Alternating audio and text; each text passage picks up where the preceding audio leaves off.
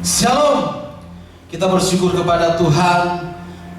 Ini adalah minggu yang pertama di bulan Juni, dan saya percaya kita yang berada di rumah saat ini dalam keadaan yang sehat. Amin. Kita bersyukur buat segala kebaikan Tuhan yang selalu Tuhan lakukan dalam kehidupan kita.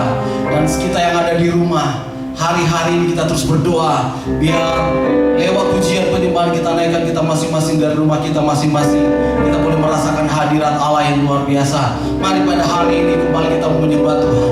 Kita angkat hati kita satu di dalam doa. Terima kasih Tuhan.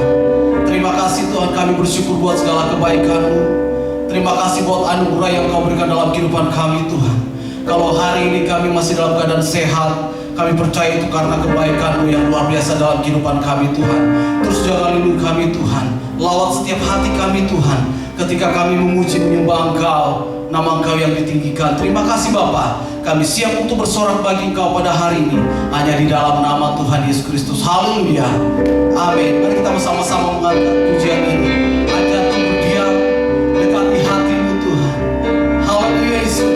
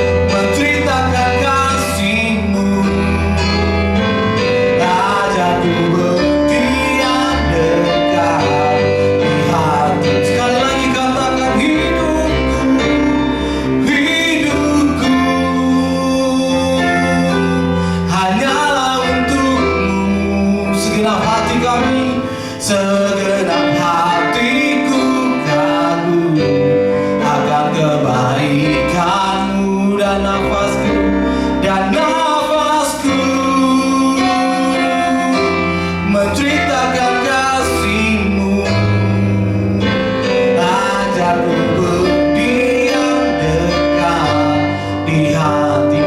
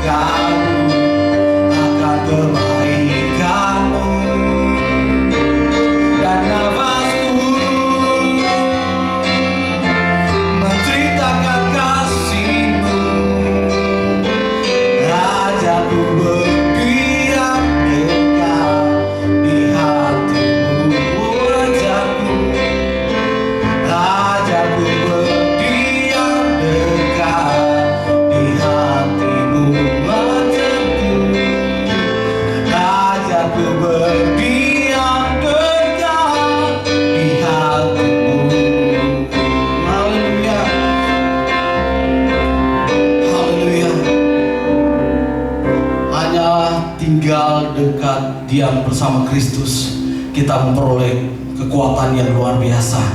Mari pada hari ini kita mau siapkan hati kita untuk menyembah Tuhan.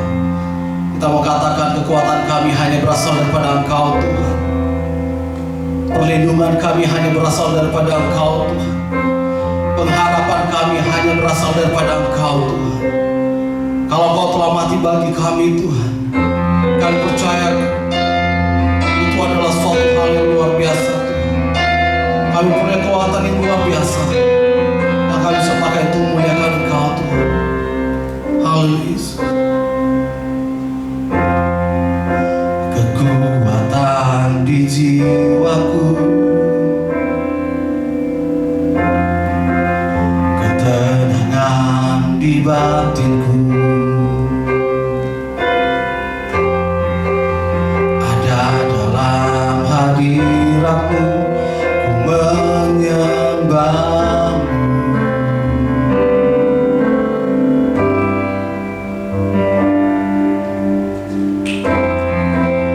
Tersungkur di kaki-Mu,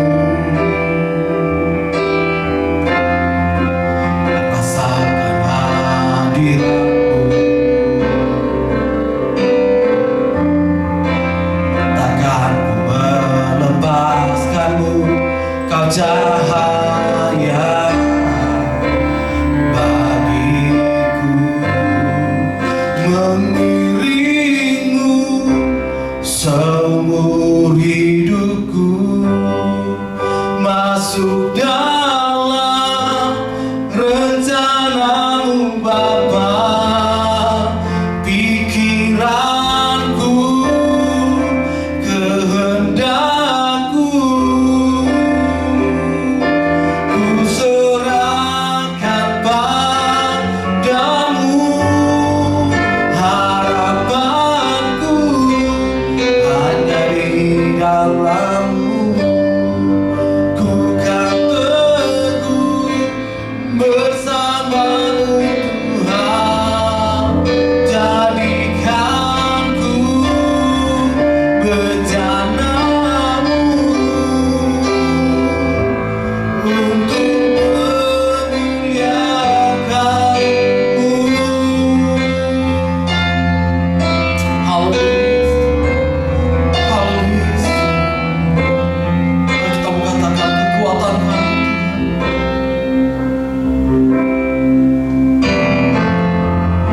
Kekuatan di jiwaku,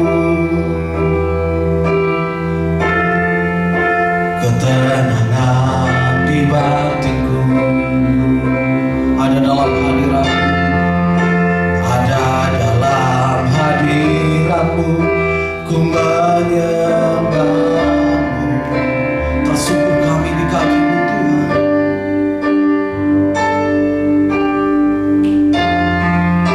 Tersungkur di kaki-Mu, rasakan hadirat-Mu,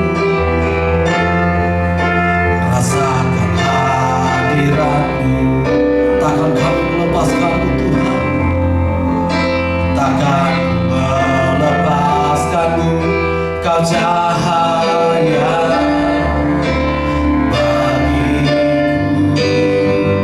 mengiring-Mu seumur hidupku, masuk dalam rencana-Mu Bapa. Pikiranku, kehendakku, ku serahkan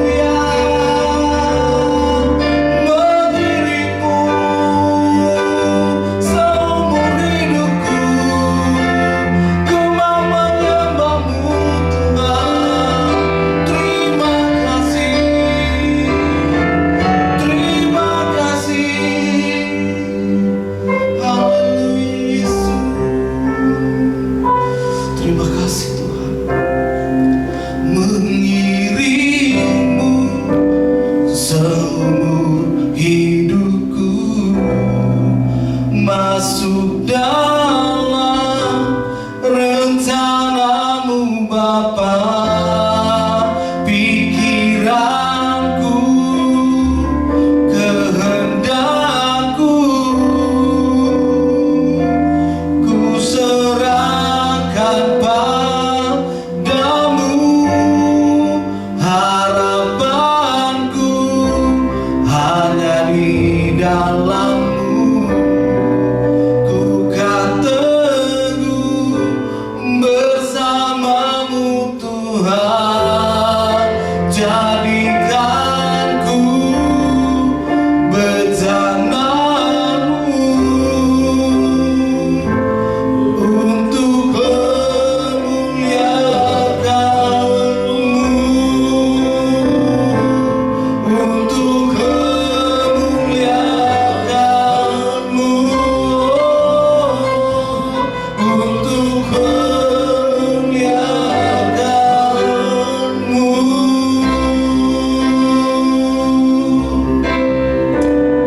Oh, haleluya. Bapa, Engkaulah penjunan agung kami. Engkau yang membentuk, menggarap, memproses hidup kami menjadi bejana kemuliaan-Mu. Terima kasih melalui masa-masa sulit, melalui pergumulan, tantangan, problematika dalam kehidupan. Kami tahu rancangan Tuhan yang sempurna tidak pernah batal dan gagal dalam hidup kami. Sempurnakan Tuhan segala tujuan-Mu yang mulia, tujuan-Mu yang akbar, dahsyat, agung, tergenapi dalam kehidupan setiap jemaat-jemaat Tuhan.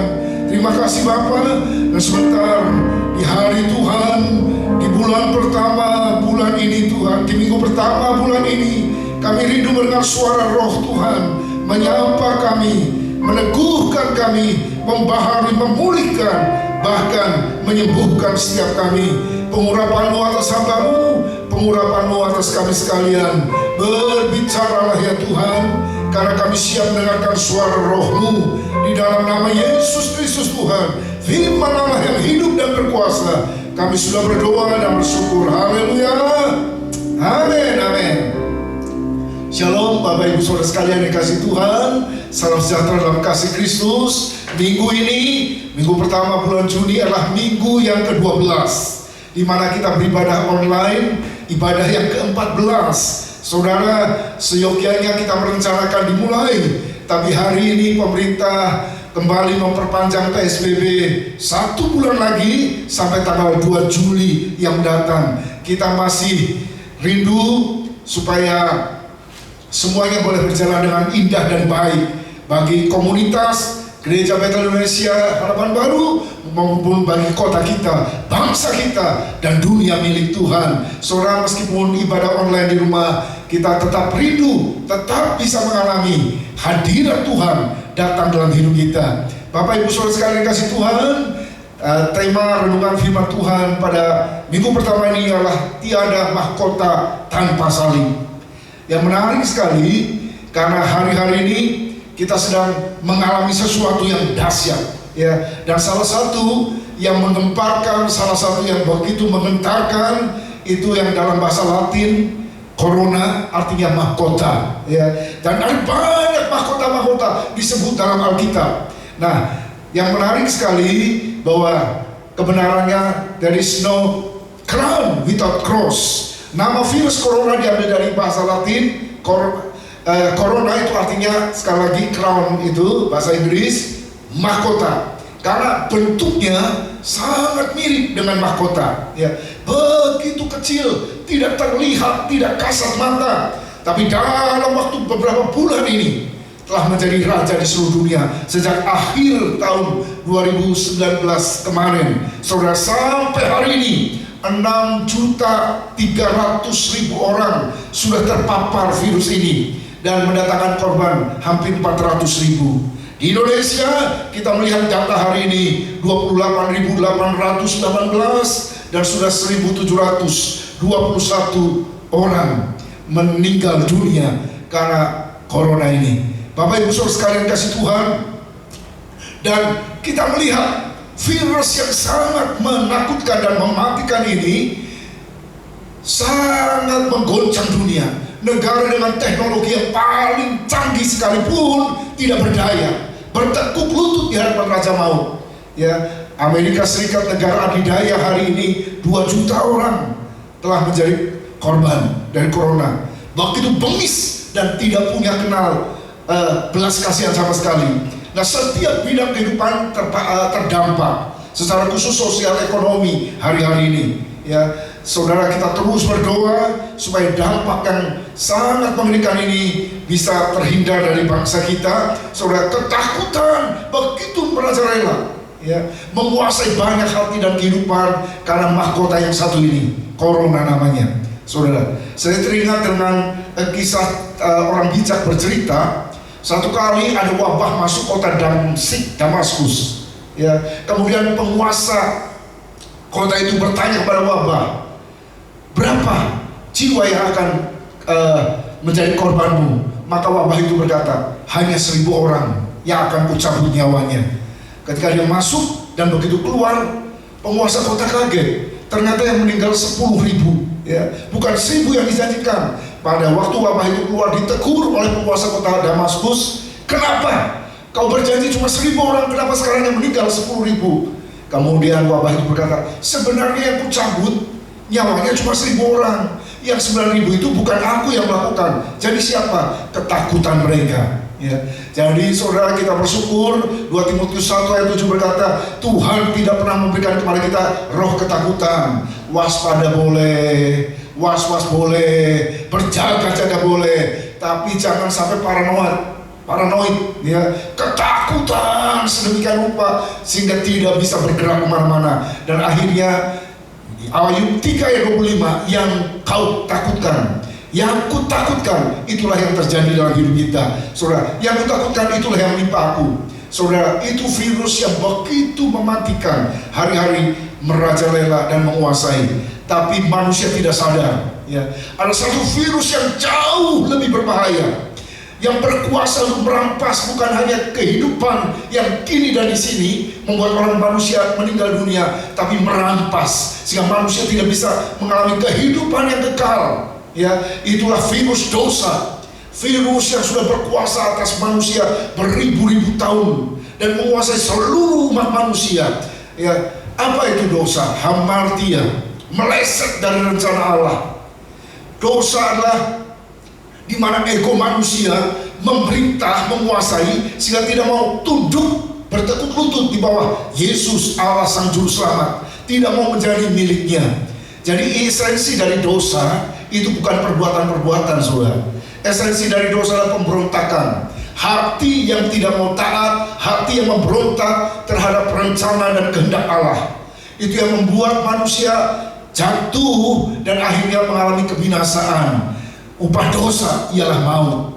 Tapi kita mengenal mahkota berikutnya, mahkota yang kedua yang tiap bulan kita peringati, mahkota duri dari Yesus. Ya, mahkota yang dianyam oleh para serdadu untuk menyiksa dan mengolok-olok Yesus. Dalam Matius 27 ayat 29, mereka menganyam sebuah mahkota duri dan menaruhnya di atas kepalanya, lalu memberikan dia sebatang buluh di tangan kanannya.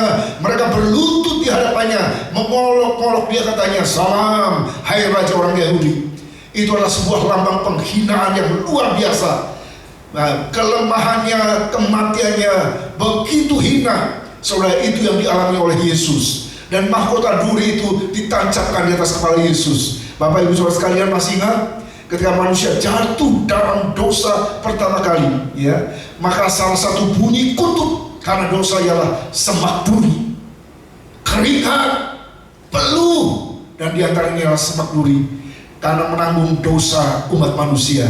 Maka mahkota duri itu diletakkan di atas kepala Yesus. Akan tetapi manusia nggak sadar, ya, justru apa yang ketika Yesus sangat direndahkan, itulah menjadi saat di mana kemenangan atas kuasa dosa, atas kuasa maut, atas iblis. Saudara, dalam kasih dan anugerah yang luar biasa, Sang Juru Selamat memikul segala dosa kita sehingga kita dianggap lunas karena sudah dibayar. Tetelestai, it is finished, sudah lunas, dibayar di kayu salib. Pengorbanan Kristus melunaskan segala hutang dosa kita. Kita dianggap benar oleh Tuhan, ya, dan di hadapan Tuhan.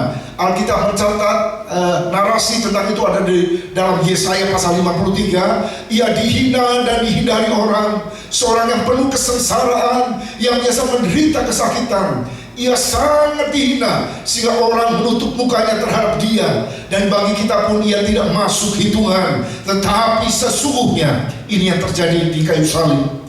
Penyakit kita lah yang ditanggungnya, dan kesengsaraan kita yang dipikulnya. Padahal kita mengira dia kena tulah, dipukul dan ditindas Allah. Tetapi ia tertikam oleh karena pemberontakan kita, ia diremukkan oleh karena kejahatan kita.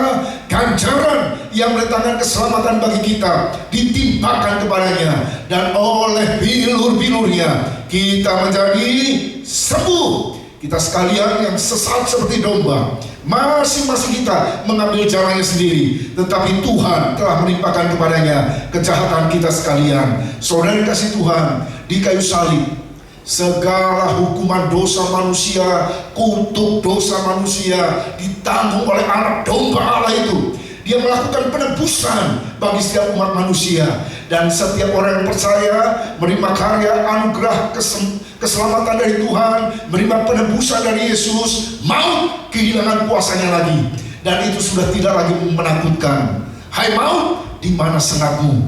Itu teriakan Paulus dalam 1 Korintus 15. Maut yang menjajah umat manusia, yang begitu mengerikan, menakutkan, dan hari-hari ini begitu mencengkeram. Maka maut itu menjadi pintu gerbang yang membawa manusia kepada kemuliaan yang kekal. Mahkota duri Yesus yang ditancapkan di atas kepalanya adalah pintu gerbang yang membawa kepada kehidupan dan sukacita yang kekal bagi setiap orang yang percaya kepadanya. Saudara kasih Tuhan, sehingga manusia bisa mengalami mahkota yang ketiga. Mahkota ini yang luar biasa yang Tuhan janjikan, mahkota kemuliaan. Saudara, Alkitab mengatakan dalam 1 Petrus 5 ayat 4, maka kamu apabila gembala agung itu datang, kamu akan menerima mahkota kemuliaan yang tidak dapat layu. Saudara, pada zaman itu Olimpiade dilaksanakan, dan pemenang dari Olimpiade yang ada di Yunani, mereka akan mendapat mahkota yang terbuat dari daun, ya. Itu mahkota kelihatannya segar, tapi gak lama kemudian menjadi layu, karena mahkotanya terbuat dari daun yang bisa layu. Tapi mahkota kemuliaan adalah mahkota kekal yang Tuhan siapkan bagi setiap orang yang percaya kepadanya. Ketika Kristus dimuliakan, 1 Timotius 6 ayat 15, yaitu saat yang akan ditentukan oleh penguasa yang satu-satunya, yang penuh bahagia, Raja di atas segala raja, Tuhan di atas segala Tuhan. Saudara, Kings of Kings, Lord of Lords, yang akan memerintah segala-galanya. Dia akan membagi-bagikan mahkota. Saudara, ada mahkota corona yang mendatangkan maut, ada mahkota duri Yesus yang menganugerahkan penebusan dan keselamatan bagi setiap orang percaya. Tapi ada juga mahkota kemuliaan yang dia anugerahkan bagi setiap orang yang percaya. Sejak kenaikan Tuhan Yesus ke surga, dia berkuasa penuh dan memerintah sebagai raja di atas segala raja. Bapak Ibu Saudara sekalian dikasih Tuhan, Wahyu 15 ayat 3 berkata demikian, dan mereka menyanyikan nyanyian Musa hamba Allah dan nyanyian anak domba. Bunyinya, besar dan ajaib segala pekerjaanmu ya Tuhan Allah yang maha kuasa, adil dan benar segala jalanmu ya Raja segala bangsa. Allah yang maha kuasa, Raja segala bangsa, Raja di atas segala raja, Tuhan di atas segala Tuhan, Yesus Kristus namanya akan datang kembali. Nah, pada saat itu kita harus menghadap dia. Nah, sejak dia berkuasa, sejak dia naik ke surga, dia mengatur seluruh jagat raya, seluruhnya, segala-galanya diatur. Dan akhirnya nanti, ya, dikatakan setiap manusia akan melihat dia, akan datang dalam kemuliaan dalam kerajaannya. Matius 16 ayat 28, aku berkata kepadamu, sesungguhnya di antara orang yang hadir di sini ada orang yang tidak akan mati sebelum mereka sebelum melihat anak manusia datang sebagai raja dalam kerajaannya. Secara harfiah itu digenapi dalam diri salah satu rasul, Yohanes, ya. karena dia di Pulau Patmos mendapat wahyu penglihatan yang begitu dahsyat. Ya, semua rasul yang lain telah mati martir, tapi Yohanes meskipun sudah digoreng, diperlakukan, dianiaya, dia tetap hidup dengan kasih karunia Tuhan untuk melihat pengenapan ayat ini secara harfiah. Tapi nanti pada waktu Yesus datang kembali kedua kali, ada miliaran manusia bisa menyaksikan anak manusia datang dalam kemuliaan di awan-awan yang permai. Dulu sulit dipahami, bagaimana mungkin? Tapi sekarang dengan teknologi canggih, dengan IT, dengan segala macam apa yang terjadi di belahan dunia yang paling jauh sekalipun, orang lain bisa menyaksikannya. Ya, saudara kasih Tuhan, kemuliaan Tuhan akan dinyatakan, dan Dia akan menghakimi seluruh dunia, akan menjemput orang tebusannya untuk menerima mahkota kehidupan yang abadi yang sudah dijanjikan Allah kepada semua manusia yang mengasihi Dia. Yakobus 1 ayat 12 berkata, berbahagia orang yang bertahan dalam percobaan, sebab apabila ia sudah tahan uji, ia akan menerima mahkota kehidupan yang dijanjikan Allah kepada barang siapa yang mengasihi Dia. Ya, jadi ada mahkota kehidupan yang Tuhan akan anugerahkan. Jadi hari ini di tengah-tengah pandemi COVID-19, ketika semua fokus, semua media, ya, yaitu corona menjadi media darling. Semua fokus hanya pada corona yang menghasilkan ketakutan, fear, ya, raw spirit, ketakutan. Hari ini mari kita arahkan, ya, melihat ada satu mahkota yang luar biasa, mahkota penebusan dari Kristus yang menganugerahkan pengampunan dosa dan juga mahkota kemuliaan yang akan dianugerahkan pada setiap orang yang percaya kepadanya. Dan kapan? Kira-kira kapan? Alkitab mencatat ada tahta pengadilan Kristus. Satu kali kelak dikatakan dalam bahasa Yunani tahta pengadilan Kristus bema. Ya, 2 Korintus 5 ayat 10 berkata, sebab kita semua tanpa terkecuali, semua yang masih hidup, yang sudah mati, semua harus menghadap tahta pengadilan Kristus. Supaya apa? Supaya setiap orang memperoleh apa yang patut diterimanya sesuai yang dilakukannya dalam hidupnya ini, baik ataupun jahat. Setiap orang harus bertanggung jawab untuk setiap kata-kata yang diucapkannya, untuk setiap perbuatan yang dilakukannya dalam hidup ini, dan semuanya di hadapan hakim yang agung, hakim yang maha adil itu, yang tidak bisa disogok dan disuap. Semua transparan, terbuka dan telanjang. Tidak ada apapun dan sesuatu pun yang bisa tersembunyi di hadapannya. Ya, satu kali Martin Luther dapat mimpi. Ya. Ini yang membuat dia bertobat juga sungguh. Ya. Dia mimpi seluruh dosa-dosanya ada di daftar. Waktu kecil dia nyolong, mencuri punya tetangga, dia ambil punya orang tuanya, dia lakukan semua, ada semuanya. Ya. Jadi kalau kita lihat perumahan zaman sekarang, ya, setiap pintu gerbangnya ditulisin perumahan ini diawasi oleh CCTV 24 jam. Itu CCTV buatan manusia 24 jam. Tapi Tuhan Allah, Amsal 15 ayat 3, mata Tuhan ada di segala tempat, melihat yang baik dan yang jahat, mengawasi kita tiap detik, tiap saat, bahkan sampai masuk ke relung hati kita yang paling dalam, yang belum pernah diungkapkan, masih ada dalam hati. Tuhan sudah tahu, ya, saudara. Tuhan pengawas, Tuhan yang maha tahu, dan kita harus mempertanggungjawabkan segala-galanya. Pikirkan, nah ini khusus bema tahta pengadilan Kristus itu bukan untuk semua orang, khusus orang yang mengaku orang beriman, yang percaya pada Kristus, ya. Dan ini akan mengadili apa? Perbuatan dan motivasi setiap orang, ya. Ada banyak orang munafik. Apa yang dilihat di luar, apa yang terungkap di luar beda dengan apa yang ada di dalam, ya. Dan itu semuanya akan disingkapkan nanti.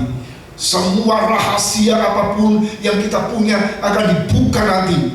Nah, tahta pengadilan Kristus bukan untuk mengadili dosa, ya. Sebab Roma 8 ayat 1, bersyukur pada Allah sebab tidak ada penghakiman lagi bagi siapa yang ada dalam Kristus. Ini tidak menentukan manusia masuk ke neraka atau ke surga, tidak. Ini bukan isunya tentang keselamatan, tapi apa? untuk menentukan pahala, ya, yang akan mereka terima sesuai dengan perbuatan-perbuatan, ya. Matius 19 ayat 27 berkata, sebab anak manusia akan datang dalam kemuliaan Bapanya, diiringi oleh malaikat-malaikatnya. Pada waktu itu dia akan membalas setiap orang menurut perbuatannya. Keselamatan adalah grace, anugerah Allah dalam Kristus, pemberian kasih karunia Tuhan. Tapi pahala ditentukan oleh perbuatan iman setelah orang selamat, ya. Kalau orang Kristen itu perbuatan baik itu bukan pangkal selamat, bukan pokok selamat, tapi buah keselamatan, ya. Buah kehidupan. Semua pekerjaan kita, ya, semua pelayanan kita, semua tindakan kita akan dites, ya, akan diuji. 1 Korintus 3 ayat 12 sampai 15 berkata, entahlah orang itu membangun di atas dasar ini dengan emas, perak atau batu permata, ya. Ini proof, fireproof. Emas, perak, batu permata dibakar dengan api, mereka bertahan. Apakah mereka terbuat dari kayu, rumput kering, atau jerami? Nah, ini terbakar nih, ya. Motivasi-motivasi yang tidak kudus, tidak tulus, tidak benar, musnah semuanya. Sekali kelak pekerjaan masing-masing orang akan nampak. Jadi hari ini jangan suka menghakimi orang lain, ya. Karena kita tidak dipanggil menjadi hakim atas sesama, kita dipanggil menjadi sesama untuk saling mengasihi. Tuhan adalah hakim itu, ya.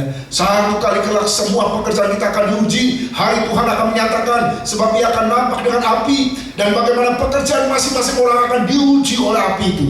Jika pekerjaan yang dibangun seseorang tahan uji, ya, proven, teruji, ia akan mendapat upah atau pahala. Jika pekerjaannya terbakar, ia menderita kerugian, tapi ia sendiri akan diselamatkan, tetapi seperti dari dalam api, ya. Jadi apa kriteria ujian pada waktu kita ada di Bema, di tahta pengadilan Kristus? Apakah selama ini pelayanan kita dengan motivasi tulus, setia dan dapat dipercaya, atau dengan akal bulus, ya, untuk motivasi yang tersembunyi, hidden agenda, dengan tujuan-tujuan mendatangkan kemuliaan bagi diriku, ya, untuk mendapat keuntungan, untuk memperoleh sesuatu, ya. 1 Korintus 4 ayat 1 dan 2 berkata, demikianlah hendaknya orang memandang kami sebagai hamba-hamba Kristus yang kepadanya dipercayakan rahasia Allah. Nah, yang akhirnya dituntut dari pelayan-pelayan yang demikian ialah bahwa mereka ternyata dapat dipercayai. Percaya kepada Tuhan satu hal, tapi menjadi orang kepercayaan Tuhan itu lain hal. Bersyukur dengan anugerahnya kita bisa menjadi orang percaya. Tapi mari kita lebih bersyukur lagi kalau saudara dan saya, kita semua jemaat Tuhan, bapak, ibu, anak, remaja, pemuda, anak-anak, opa-opa, oma-oma, menjadi orang kepercayaan Tuhan yang dapat dipercaya. Tuhan mempercayakan waktu hidup. Ada yang dikasih 70 tahun, 80 tahun. Tapi tadi malam saya mendengar beberapa orang 40 tahun sudah Tuhan panggil juga, ya. Ada yang dikasih kekayaan, itu titipan Tuhan. Setiap rupiah yang Tuhan percayakan kepada kita harus dipertanggungjawabkan. Ada yang dikasih otak yang encer, IQ-nya brilian. Ada juga yang IQ-nya jongkok, ya, tiarap bahkan mungkin tidur, ya. Tapi itu berbeda-beda setiap orang, ya. Yang tidak tahan uji nanti dalam tahta Bema tersebut kehilangan pahala. Selamat tetap selamat, ya. Selamat tetap selamat, tapi nggak ada pahala. Dulu ada lagu sekolah minggu, ya. Lihat saya pakai mahkota, ya. Jadi ada yang pakai mahkota, ada yang botak, ya, pelontos, nggak dapat apa-apa. Yang tahan uji dapat pahala dan mahkota, dan dia akan memerintah bersama dengan Yesus. Beberapa macam mahkota tadi kita sudah dengar, ya. Dikatakan dalam Alkitab ada mahkota kehidupan bagi mereka yang setia sampai mati. Apapun yang terjadi, tidak sangkal Yesus, tidak sangkal iman, tidak sangkal keyakinan, ya. Meskipun ditawari oleh kedudukan, ditawari dengan harta benda, ditawari dengan dunia yang begitu memikat, ya, tetap dia berkata no terhadap dosa dan tawaran setan dan dunia. Setia sampai mati. Janganlah takut, kata Wahyu 2 ayat 10. terhadap apa yang kau harus derita. Sesungguhnya iblis akan melemparkan beberapa orang dari antaramu ke dalam penjara, supaya kamu dicobai. Kamu akan peroleh kesusahan selama 10 hari. Hendaklah kau setia sampai mati, dan aku akan mengaruniakan kepadamu mahkota kehidupan. Bapak Ibu Saudara sekalian, jemaat mula-mula adalah jemaat dalam penganiayaan.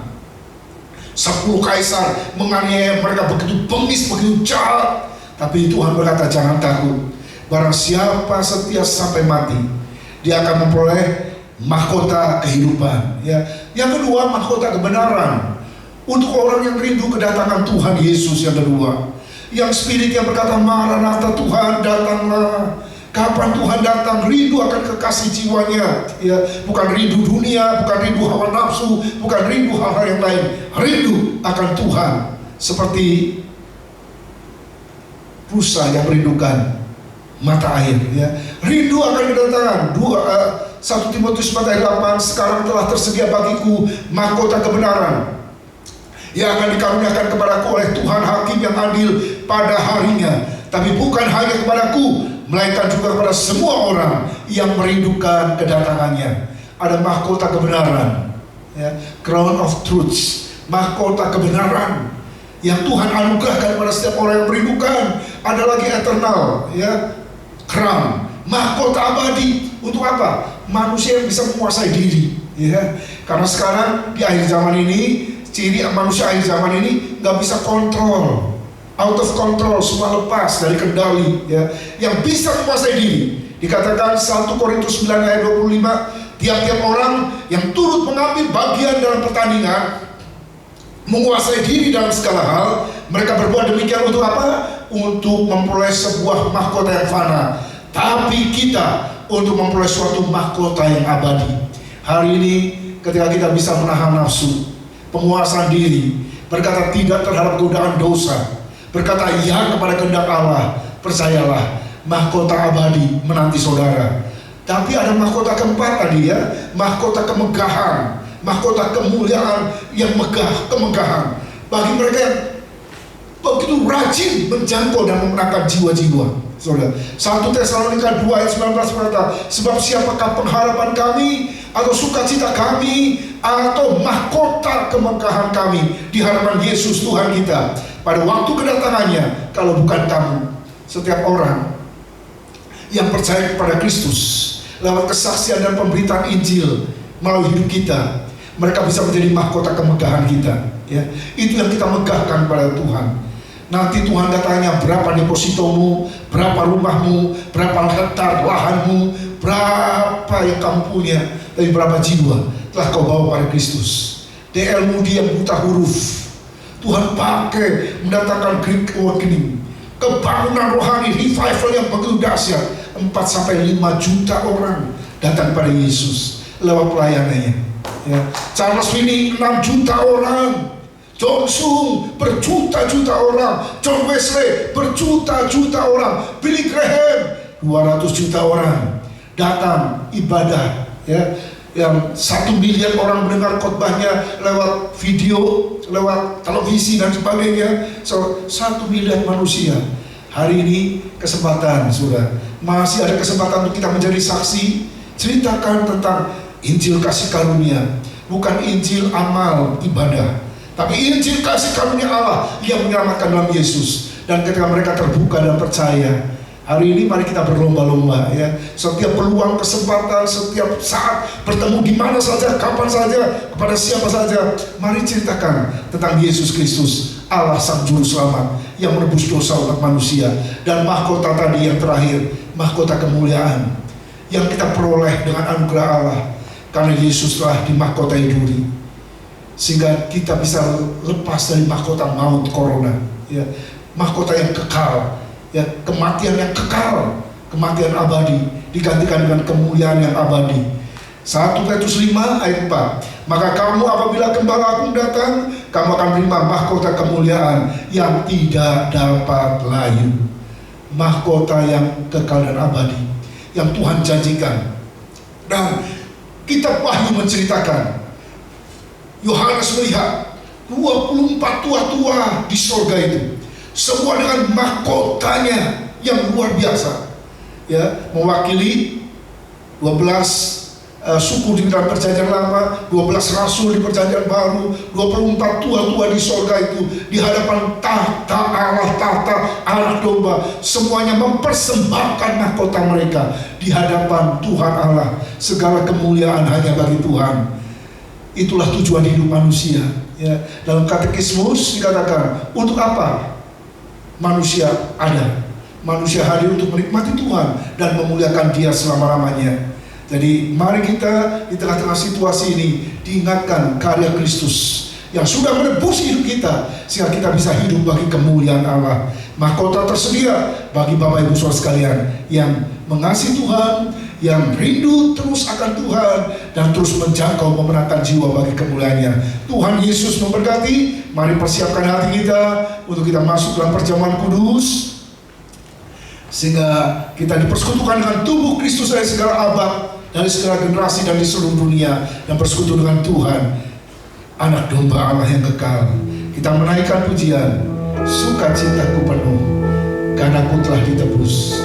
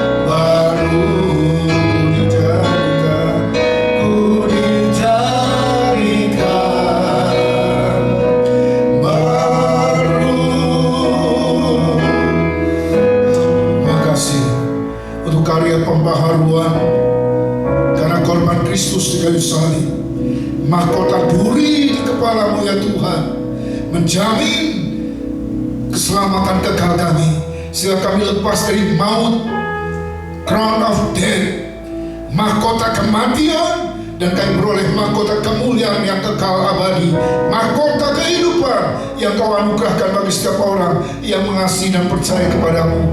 Tuhan, kalau ada di antara kami yang lemah, kami percaya telah firman kesembuhan ilahi hadir di tengah-tengah kami, karena korban Kristus oleh bilur-bilur Yesus kami sudah sembuh dalam nama-Mu.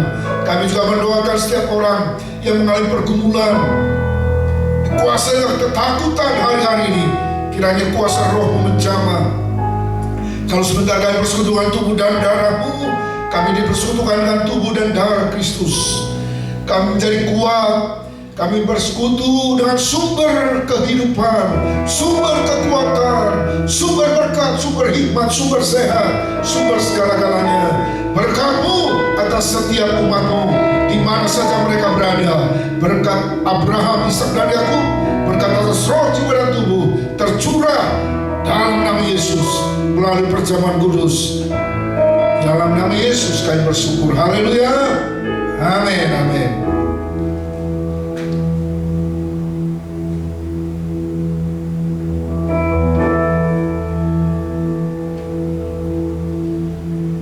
Haleluya. Bapak Ibu Saudara sekalian, siapkan apa yang bisa dipersiapkan di rumah masing-masing.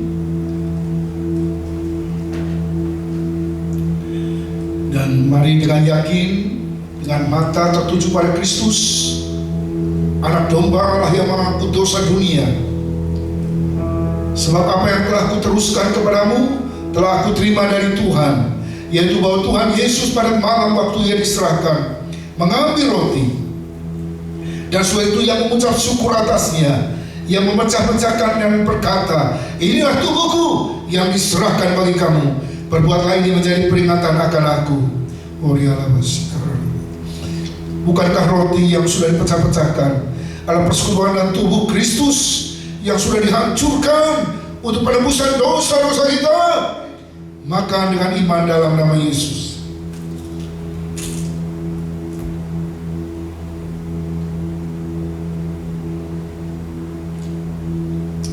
haleluya.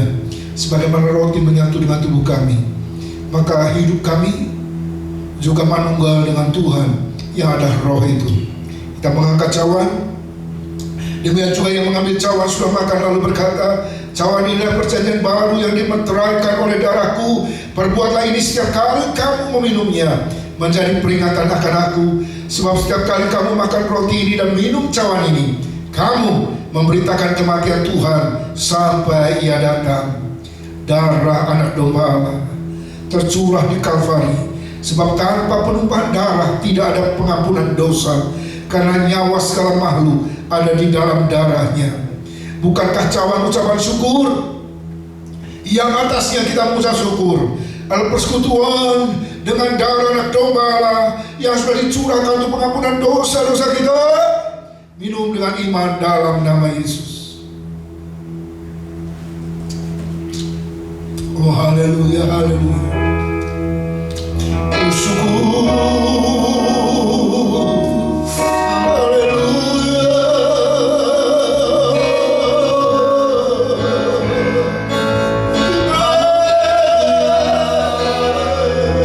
Terima kasih, terima kasih. Haleluya.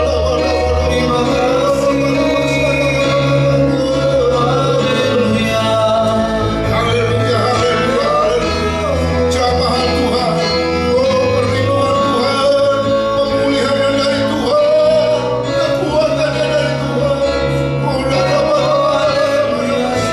Membasuh setiap kami, mentahirkan setiap kami, memulihkan setiap kami, menguatkan setiap kami di dalam nama Yesus, dalam nama Yesus. Korban-Mu yang sempurna Tuhan tercurah atas kami sekalian. Terima kasih Bapa yang Maha Baik. Engkau tahu kondisi kami dimanapun kami berada, di rumah kami masing-masing. Jamahan-Mu, sentuhan-Mu, pembaharuan yang dari Tuhan mengalir dengan dahsyat dalam hidup kami.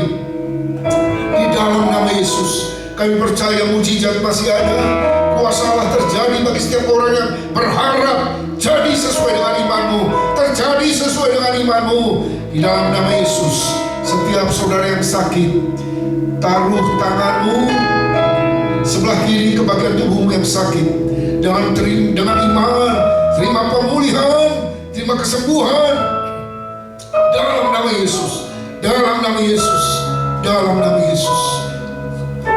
Jadilah sembuh, jadilah kuat dalam nama Yesus. Bapa, terima kasih. Kami berdoa anugerah kesembuhan Tuhan mengalir atas bangsa ini. Shalom Tuhan atas bangsa ini, bahkan atas bangsa-bangsa yang memberontak kepada Tuhan, biar mereka boleh berbalik dari jalan-jalan yang jahat dan kembali kepada Tuhan. PSBB yang diperlakukan kembali. Kami berdoa supaya ada tertib disiplin dari seluruh masyarakat yang ada, sehingga kami boleh melihat pemulihan yang dari Tuhan dikerjakan. Hati umatmu berbalik kepadamu dari jalan-jalan yang berdosa, dan Kau berjanji memulihkan negeri kami. Di dalam nama Yesus, berkat-Mu atas kami sekalian. Haleluya. Yang sungguh-sungguh percaya kasih Tuhan katakan amin, amin, amin. Tuhan Yesus memberkati kita sekalian, Bapak Ibu Saudara sekalian. Jadi kita masih terus memperpanjang sampai waktunya tiba, kita bisa kembali beribadah di gedung gereja dengan pola new normal, ya. Tetap waspada, tetap kuat dalam Tuhan, tetap semangat dan bergairah mengasihi dan melayani Tuhan dan sesama. Tuhan Yesus memberkati. Amin.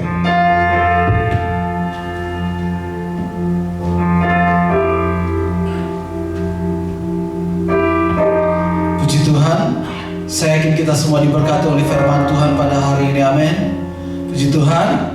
Bagi Bapak Ibu, saudara-saudari yang ingin memberikan persembahan, bisa ditransfer melalui rekening gereja yang sudah disiapkan oleh gereja. Jadi kalau ingin memberikan persembahan, perpuluhan dan semua yang berhubungan dengan keuangan, bisa langsung ditransfer di rekening gereja yang sudah disiapkan oleh gereja.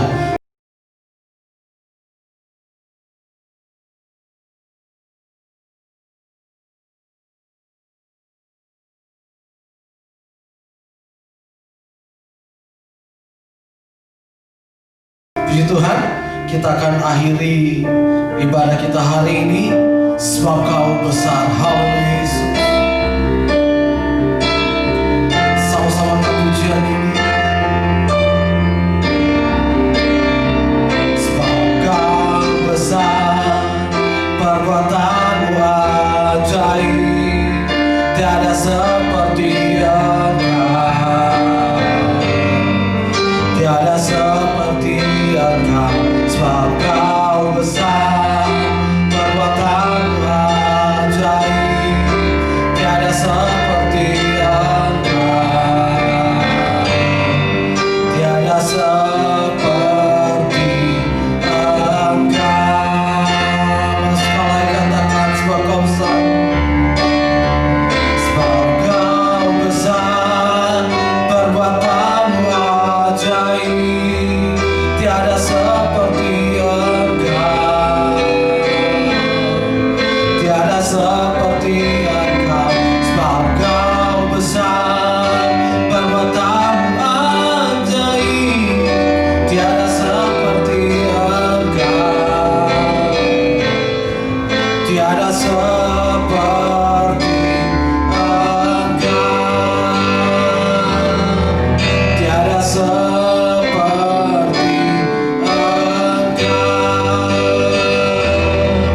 tiada seperti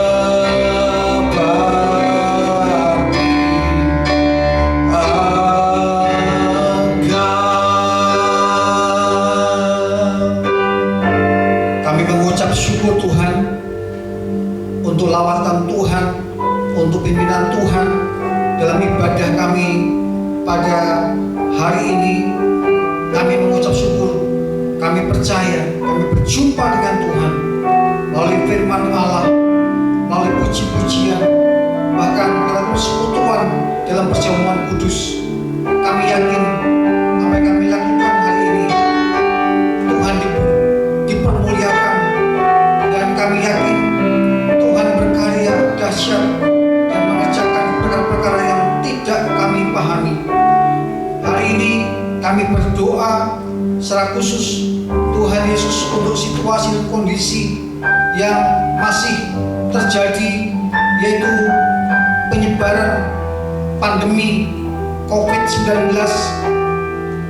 Kami minta tangan Tuhan yang penuh kuasa berkarya, menolong, membebaskan umat Tuhan dari petaka bencana bahaya. Kami berdoa Tuhan Yesus supaya penanganan penyebaran ini dapat tuntas.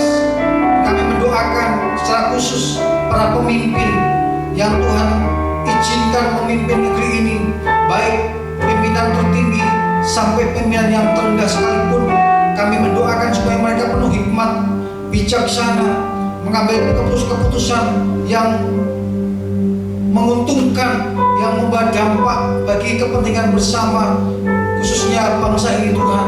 Terima kasih Bapa, kami menghalau dari semua rancangan-rancangan jahat, orang-orang yang tidak bertanggung jawab, yang ingin menciptakan chaos, menciptakan anarki, bahkan mengambil keuntungan dari situasi yang buruk ini Tuhan.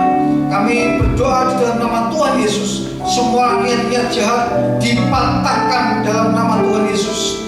Kami mendoakan rekan-rekan kami yang menderita sakit oleh karena COVID ini Tuhan, yang masih dalam perawatan di rumah sakit, diisolasi, bahkan yang di karantina, bahkan yang melakukan isolasi mandiri. Kami doakan supaya mereka disembuhkan di dalam nama Tuhan Yesus. Kami mendoakan juga rekan-rekan kami yang bekerja sebagai tenaga medis. Kami mendoakan mereka karena mereka juga rentan terhadap paparan COVID ini Tuhan Yesus. Tuhan menolong mereka dan proteksi dari Tuhan atas hidup mereka Tuhan, supaya mereka tetap dapat melayani para pasien. Terima kasih Tuhan, terima kasih juga Tuhan Yesus. Kami mendoakan ketersediaan obat-obatan dan semua yang menunjang dalam penanganan kasus ini Tuhan Yesus. Tuhan memberkati, Tuhan sampai menyediakan semua keperluan ini Tuhan Yesus. Terima kasih Bapa, kami mendoakan dampak dari pandemi ini Tuhan Yesus yang berdampak kepada krisis ekonomi. Kami mendoakan Tuhan Yesus supaya Tuhan melakukan pemulihan atas negeri ini.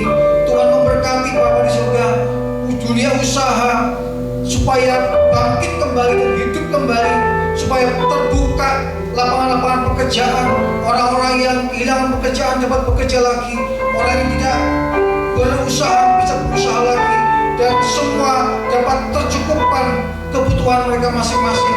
Terima kasih Bapa, kami mendoakan jemaat Tuhan supaya mereka juga mengalami pemulihan dari Tuhan Yesus secara finansial, ekonomi, dan semua penghidupan mereka dipulihkan kembali. Terima kasih Bapa, terima kasih. Kami mendoakan gereja-gereja Tuhan yang melakukan pelayanan secara online, daring. Kami mendoakan supaya semua pemberitaan firman dapat menjangkau jiwa-jiwa, telinga-telinga yang haus akan kebenaran.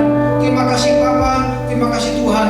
Kami mengucap syukur untuk ibadah hari ini, dan saatnya kami menerima berkat yang datang dari Bapa di surga yang maha tinggi, maha dahsyat, maha agung.